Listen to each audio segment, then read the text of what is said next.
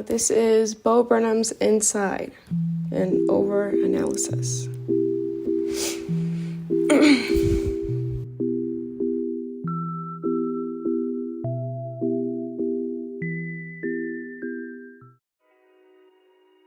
Inside, a comedy special. Well, sure? Netflix describes it as a musical comedy special shot and performed by Bo Burnham alone over the course of a very unusual year. Yeah. Unusual is a great way to put it. I scoff at the thought of this being called a musical comedy, because while it is a comedy and a musical, it dives into way deeper water than that. But I'll be honest, I don't know what to call it either, so I'll be sticking with special throughout this video. Here's a hot take. I didn't like Inside at first. Oh, what the hell? Yeah, I know. Listen, I loved Burnham's other stand-up specials, but not this one. My mistake going into this viewing experience was thinking it would make me laugh out loud or even exhale through my nose a little harder than normal. And I was quite disappointed. First viewing, the satirical approach. Ah yes, satire. The easiest form of comedy. Inside provided plenty of that. The song comedy pokes fun at Burnham himself, using his platform to, quote, heal the world. FaceTiming with my mom makes fun of older generations and their lack of knowledge surrounding technology. How the world works mocks how our social hierarchy overpowers the voices of others. The social brand consultant bit ridicules a company's marketing scheme during times of social change. White women's Instagram just set, well, white woman on Instagram. Unfortunately, myself included. The reaction video bit takes the piss out of YouTubers' lack of meaningful input in reaction videos. Unfortunately, myself included. Bezos shits on Amazon and the billionaire himself. Sexting reflects on sexual desire and communication during isolation. The knife sketch makes fun of YouTubers again. Problematic mocks celebrity apologies over past insensitive remarks. The Twitch livestream bit rags on streamers and, yet again, meaningless input to the game. Okay, this is getting too long. You get the point. Second viewing, the mental illness approach. As someone with anxiety, mild depression, as well as ADHD seemingly developed during quarantine, I related to Inside greatly. It's never been a secret that Burnham struggled with anxiety. He also mentions it in Inside, the most prominent examples being All-Time Low, in which he describes the feeling of panic attacks, The End, in which he visualizes the feeling of panic attacks, and All Eyes on Me during the interlude. Being isolated has clearly taken a toll on his health. Inside starts off with a clean house and gets more and more littered as the special continues. Like being trapped inside with mess, he's trapped inside his mind with his own disorganized thoughts. He's missing a screw here. Okay. He's missing a screw here, just like the screw missing in his head. Okay, that one's a stretch. Sorry, Bo. Let's take an elementary approach to this and look at it through its plot structure. In the beginning of the rise to action, Burnham falls asleep. During this period, the special progressively gets more and more sadder. In Shit, he sings about the struggle of performing basic tasks, such as showering or doing laundry during a depressive episode. As he wakes up, he slowly comes out of that episode, brushing his teeth, eating breakfast, etc. All Eyes on Me is the climax of the special. It begins with Burnham at a complete mental breakdown, unable to articulate his emotions without breaking down into tears and frustration. All Eyes on Me really embodies the feeling of a mental illness dominating your mind. It gives you a false sense of security, lulling you further into the worst state of depression you can be in. He gives depression a low pitch and almost demonic voice. Got it good, now get inside. Goddamn, that gives me shivers every time. However, a much less discussed disorder is portrayed heavily in the special, derealization. For example, Burnham is constantly looking back at himself, mainly when editing, but also the scene before Problematic, the end of the special, the reaction to his reaction to his reaction, and most importantly, during the Twitch satire bit. Burnham plays the life of himself. Over-exaggerated, obviously, but still holds some truth. Depersonalization really takes a grasp on him during quarantine.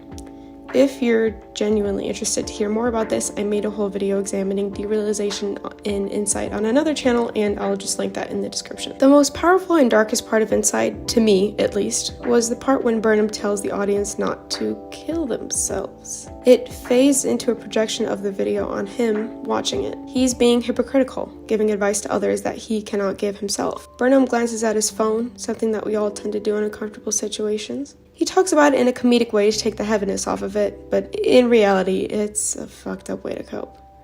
But anyways. Third viewing, the internet and politics approach. Because they tie into each other so well, I just decided to put these two in the same category. The songs Welcome to the Internet and How the World Works really take the cake on this one. Welcome to the Internet has a villain feel to it. I don't know music theory, so bear with me on this one. The song gets progressively more and more fast-paced, listing the weird, deranged, and fucked up parts of the internet. Then it slows, as Burnham reminisces the internet of the past, a much more resourceful and less addictive time. But this song later lulls the viewer into a false sense of security, saying, "We've been waiting for you, and it did all the things we designed it to do. Now look at you." What many of us don't realize is that the internet has completely changed our brain chemistry. This is more detailed during the period where Burnham explains that maybe a handful of bug-eyed salamanders in Silicon Valley shouldn't be making decisions that will inevitably affect millions, mainly our children. This is also a perfect segue into Bezos 1 and 2, which basically shits on capitalism. And speaking of capitalism, How the World Works involves a white man and a sock puppet. Burnham sings lightheartedly about the creation of the world and how everything works together. Then he pulls out Socko, which sings about how the real history of the world is fucked up and gatekept from the education system. Burnham, acting as a male in the higher social class, is faking activism towards the subject, then later threatens Socko to keep his mouth shut. Performance activism really shined through during 2020 and the Black Lives Matter movement, especially by social media influencers, brands, as seen in the social brand consultant bit, and politicians. That funny feeling mentions climate change, specifically the lyrics 20,000 years of this 7 more to go. 20,000 years refers to the beginning of life up until now, and 7 years refers to the studies shown of how many years we have left until climate change is irreversible. In addition, there are a few fake stand-up bits in this special, one of them having Burnham go on and on and on about, quote, shutting the fuck up, end quote. The internet gives us the ability to express and share our feelings and thoughts and ideas about everything to everyone all the time. People feel much safer saying anything they please under the blanket of online anonymity. Burnham simply wishes they would just shut the fuck up, as he continues to not shut the fuck up himself. The second stand-up bit refers to the alternate reality where the internet is the real world and the real world is the internet. Ironically, he argues that we should only engage in the real world only when needed, not when desired. As in, this is what we should actually be using the internet for, only as necessary. Fourth viewing, the left brain, right brain approach. Before we begin, I really can't talk about this approach without crediting the Tough Specialist on YouTube. They brought this idea up and I haven't really been able to stop thinking about this ever since. So I will link their analysis in the description and I highly recommend giving it a watch. In his old special, What?, Burnham does a bit about the two halves of his brain. The bit centers around the inability of his brain to effectively communicate with each other to best suit Burnham's needs. The left brain is analytical and logical, while the right brain is creative and emotional. Inside is an extension to the sketch. Burnham plays two characters, his stage persona, aka right brain, versus his real persona, aka left brain. His quote-unquote real self is overanalyzing the content he's just made, and his stage persona is the performance itself. Left brain is once again hogging all the problems, and right brain has to come in to save him. This is portrayed vividly in All Time Low, where there's a hard cut between the two brains. Instead of working together, the two characters fight for dominance. But in reality, they do work together, therefore creating the special inside.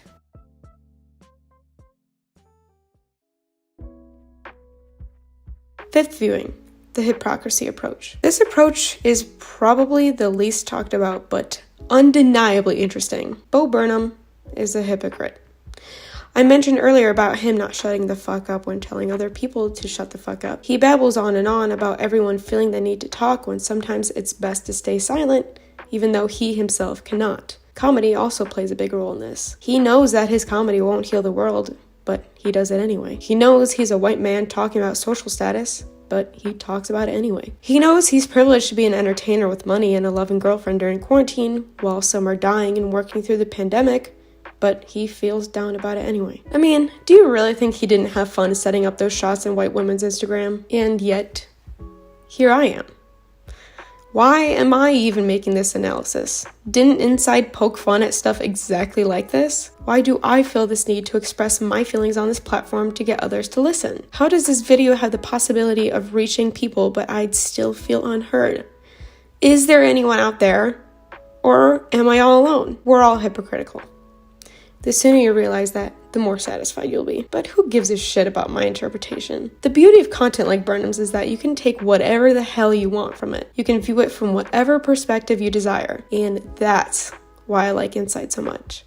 It is beautifully crafted to be as vague and yet straightforward as you like. Peace out.